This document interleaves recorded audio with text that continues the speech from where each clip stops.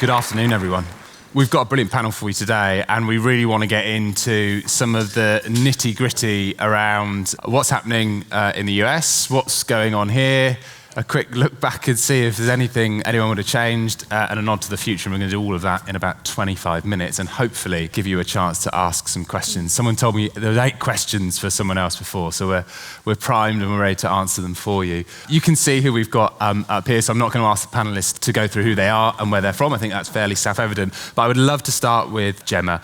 Retail media, is it a bit of a fad that we're not going to be talking about in a year, or is it slightly bigger than that? What a loaded question. Yeah, I mean, it definitely isn't a flash in the pan whatsoever. I mean, we all know that retail media has existed in different kind of guises and forms for many years, but I think the difference is, and why it's kind of come to prominence in the last few years, is because retailers have had the means to, properly be able to leverage the data that they have to provide brands with more insights, to make media more targeted, more relevant, more personalized, more accountable. And that's ultimately why brands invest in this as a channel. Yeah. And that's what ultimately, which will make it sustainable in the long term because of that USP. But also, there are very few channels, I think, out there which can provide brands with a full funnel solutions, enable brands to be able to meet multiple different objectives. So It definitely isn't a flash in the pan, and it will continue to grow, I think. Kroger feel a bit further on in the journey. I think US in general, I think we're accepted here in the UK that you're ahead of us.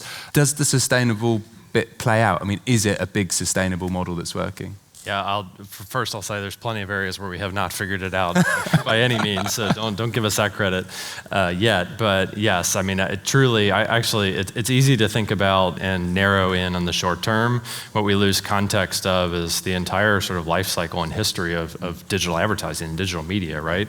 Programmatic became this separate, siloed thing that was the flash in the pan. Then it just got kind of integrated into how digital media is bought and sold, right? And there's search and social and now retail. And so I'm excited for the day when, not when retail media goes away, but when retail media just becomes media. Yeah. It just becomes part of how brands and advertisers think about their investment and think about how they connect with consumers. Yeah, I'm going to share and steal from the Tesco up front yesterday. Rosie, they had a vision that retail media just becomes on every single media plan. I mean, how far do you think we are away from something like that? It just being like, I guess, search, how we think about search. It's just there. I think there's been huge progress in the last, if I think about where we were 5 years ago versus where we are now, there's been a huge amount of progress. I think in the UK, we've got different retailers at different levels of kind of maturity along that scale. But certainly if I think about Boots, I would say with the vast majority of suppliers, we're making really good progress towards that place of it being not just an important part of, kind of historically it used to be seen as, well, we've got a trade import. Mm-hmm. That we kind of have to spend. I think that if I think about perceptions of it and how that's changed, it's come on massively, and it feels more of a choice now, as opposed to something that felt like a cost of doing business. Yeah. So I think there's obviously still a way to go, and I think it's probably easier at the moment for some of our bigger brands to do that versus some of our smaller brands, but I think we're well on the way. Tell me a bit more about that. Because there is a tension there, isn't there, between that old trade marketing, preordained, given amount of money, it's going to come every year, and this new media dynamic thing. How does that play out? Yeah, I was chatting earlier about this and said I think that's the thing that I feel most proud of with Boots Media Group. Yeah. So I kind of, I've spent probably a decade on Boots Media Group now, and if I think about it when we first started, honestly, that is probably what it was. And interestingly, I'd come from trading into partnership marketing because I was kind of seen as the right fit, not because I had any marketing background, but because I had a trading background. But you always felt like there was so much more to it than just being an investment stream. But I think there's a real engagement piece you have to do in the retailer to get them to understand that. Again, if I think about where that, like Boots Media Group and how that is viewed in Boots now, I mean, the CMO, Pete Markey, recently said that it's the jewel in Boots' crown. And that helps when you've got a CMO saying that. It helps, yeah. But I think ultimately what the kind of challenge you've got is you've got to convince the retailer that this is more than just an investment line. There are more benefits to it, to that. Whether that is, it will drive sales into you, are actively getting a brand to help drive to your retailer. And it really bolsters your marketing spend. So why would you not want to be doing all of those things? I think that's helped. David, we were just talking about maturity, things like that. For the uninitiated, tell us a bit about UNFI and where you're at versus the giants like Kroger. Yeah, so UNFI is a grocery retail distributor in the United States. Our customers range from large to small, Whole Foods down to one-door operators. So I hear about capabilities across different retailers. That's a huge problem we're trying to figure out is how do we bring similar capabilities amongst thousands of retailers that all have different systems, different ways of handling data. Some have loyalty, some don't. Some are well penetrated with the loyalties, some aren't. Yeah. How do we standardize that within our own little network? So, yeah. That's interesting because I think when we think lots about standards, we want big, broad strokes that are going to be over in the industry, but that's kind of interesting that you almost need to do it at that level.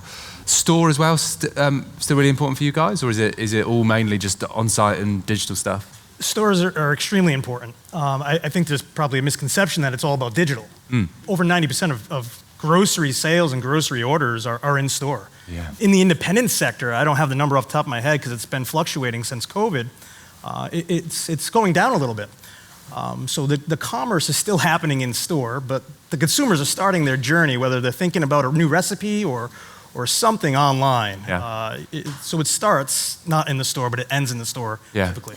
You're nodding vigorously, Michael. Same for you. I mean, you're massive store footprint. Yeah, I mean, the store is obviously incredibly important. What's been interesting for us is we have the advantage of having a really strong loyalty program and being able to tie our loyalty program to our digital engagement. And so what we've proven out time and time again is even an in-store transaction is influenced by digital. Yeah.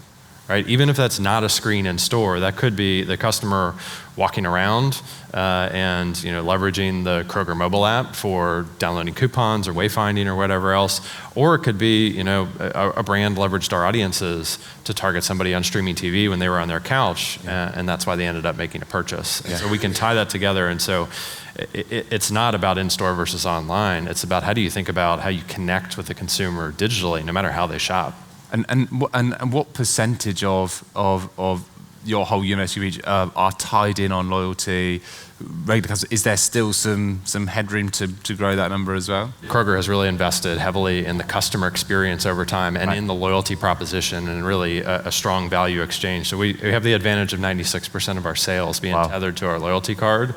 And that connection to the digital experience. And so we see customers visit a grocery store 1, 2, 3 times a week, whether that's online or in store. And so that breadth of purchase over time and what happens when somebody enters a new category, or what's their propensity to try a new brand, or what's their sensitivity to price. I might buy very expensive wine but very cheap cheese, right? Or vice versa. And so those are different consumers that you have to talk to differently. And it's the power of that data asset that can actually help brands be more effective. We tickled at it at the very start, but I wonder if you look at the UK now, maybe what you've heard this morning, is there anything you sort of look at where we're at now and think, oh yeah, we were there a year ago, or we had to overcome that thing?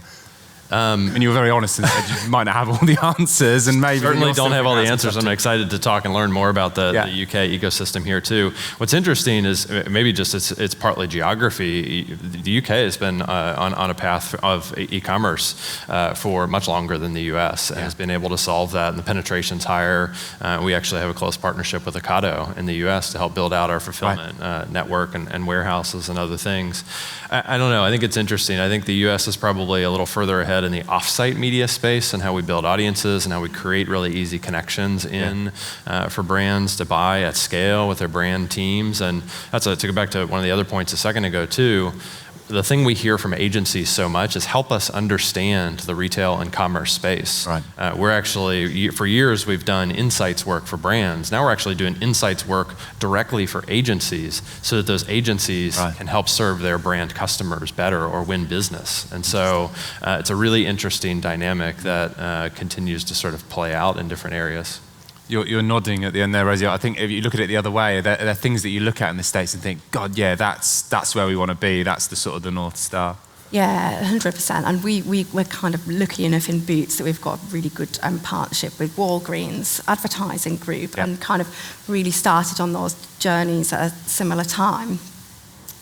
And what's always been really helpful about that is that they are almost the opposite of where we're at. So to your point, kind of really good first-party data capability, really kind of scalable off-site model, but much lower penetration, and e-com and stores kind of not really, and actually kind of other areas of the loyalty program not really kind of leveraged. So what was brilliant about that with Walgreens is that, we used to have kind of a monthly kind of tread in war stories catch up really, but we could learn from each other. We've got to be kind of cognizant of the difference between the States and the UK, but really there's so much opportunity for kind of cross-pollination there. Yeah. Gemma, lots has been made of retail media being able to do that sort of bottom of the funnel, nudge someone when they're right down there, and it becomes this sort of sales activation-y type thing, point of sale, both digital and in store. John Lewis, for me as a brand, is bigger than that. It's a brand build. You have to look at the sort of the epic Christmas telly ad every year. How do you kind of manage that, both externally and probably a bit back to the business as well? Yeah, we're very much on a journey with our retail media kind of business and the different touch points that we monetize today, both across Waitrose and John Lewis. And I think where we're at the moment is that we know we have a fantastic kind of suite of touch points that brands can leverage. I think the hardest things for the brands who we've been working with is that we need to work harder in terms of articulating the value proposition that we have and how they can best leverage the touch points that we have to maximize the benefits for them. We do, as you said, a huge amount on the John Lewis side of the business from a retail media point of view, where brands can be part of our overarching campaigns, and that's fantastic. But I think also we need to be better and develop our propositions to ensure that they're meeting the needs of brands themselves. Yes, they want to be part of what we do externally from a brand point of view, but we need to help them address their own objectives as well through our offering, and that's a key focus for us moving forward. And smaller physical footprint than something like a Kroger, maybe Boots as well, but store still really important to you guys?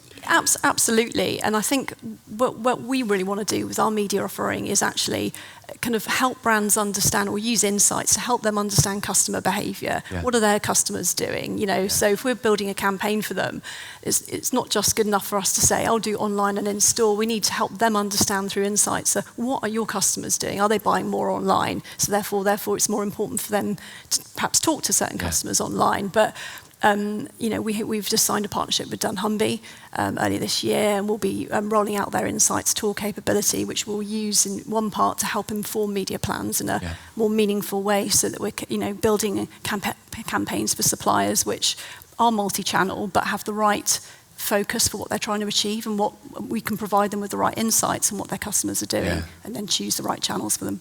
I loved your point, Michael, about, I was a media agency for 10 years. It's like a planner's, a strategist's dream. If you forget the actual media buy bit, the data, the insight that you can use to start to think about audience is amazing. And there's always, in my mind, been that disconnect between, amazing plan, strategy, depth of audience, and you go to the TV buyers and it's pretty straightforward in terms of what they can do. But now, you've got this sort of incredible precision. Will you talk to us a little bit about non-endemic as well? Because there is a myth that I've got to be selling it in the shop in order to do it. Is that the case now? Will that always be the case? Is there a bigger ambition to do more? I think that the topic of non-endemic is a really interesting one, and I think it's kind of exciting a lot of kind of retailers out there. And I think there is an opportunity, but I think there are some kind of challenges we need to be aware of with non-endemics. I think, we need to make sure that it is obviously kind of complementary to the existing kind of retail brand. We've talked a lot about customer centricity, and I think that's really, really important that we keep that at the forefront of mind. I don't think that's insurmountable. I think that's a governance thing. So I think it's something we need to be mindful of. I think there are some kind of other challenges to overcome with non-endemics.